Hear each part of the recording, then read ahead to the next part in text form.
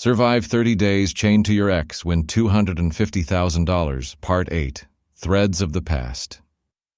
Dawn slipped softly over Prague, drawing pale ribbons of light across the roofs. Clara awoke in the small guest room above the tea house, its walls faintly perfumed with bergamot and old wood. For a moment she stayed still, listening to the muffled city sounds, a tram bell chiming, a baker sliding trays into an oven, the Vltava whispering under bridges. The events of the previous night, the music, Jan's revelation, the circle of musicians, settled around her like a second skin. She rose and stepped onto the narrow balcony. Below, mist curled around the apple trees, their branches heavy with dew. She could see the tower's steel lace catching sunlight, a sentinel over the city.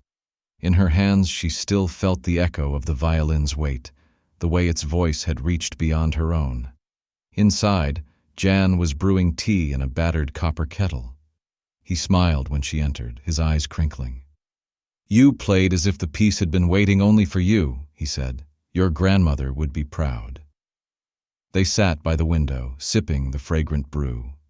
Jan laid a bundle of papers on the table, fragments of letters, sketches of melodies, diary entries written in a neat script. "These were hidden in the floorboards," he explained. "Your grandmother wanted someone she trusted to finish what she and we began." As Clara leafed through them, she saw how each page formed a mosaic of courage.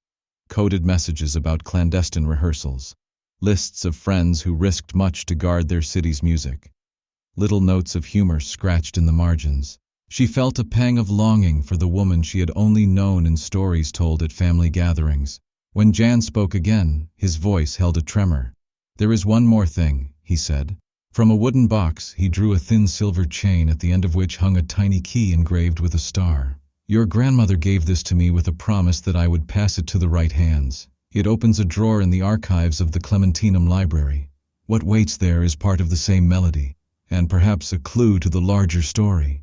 Clara traced the key with her finger. She felt the weight of heritage and invitation bound together. "I'll go today," she said quietly. By late morning, she descended through the orchard and into the waking city. Cafes were opening, chairs clinking on cobblestones, the aroma of fresh bread spilling into the air. She crossed the river, its surface rippling with reflected sky, and entered the library's cool halls. Inside, a librarian led her to a vaulted chamber lined with dark shelves. The key fit a drawer marked only with a faded star. Within lay a leather-bound notebook, its edges worn smooth. She opened it and found sketches of bridges and lampposts, interlaced with bars of music. Between them were lines written in her grandmother's hand, speaking of keeping twilight alive and trusting those who listen. Clara copied the notes carefully, feeling as if she were threading herself through time. When she returned to the sunlight, the city seemed newly awake, as though its stones and waters recognized her role in their hidden tale. That evening she climbed back to the tea house where Jan and the others awaited her. She placed the notebook on the table, and together they studied its pages, tracing connections between words and music. The moon rose behind them, silvering the glass, and Clara felt the threads tighten. Her grandmother's courage, Jan's guardianship, her own hesitant steps now interwoven. For the first time since arriving in Prague, she sensed not only discovery, but belonging. The twilight she had come to love was no longer just a backdrop. It was a language, one she had begun to understand, and one that still had more to say.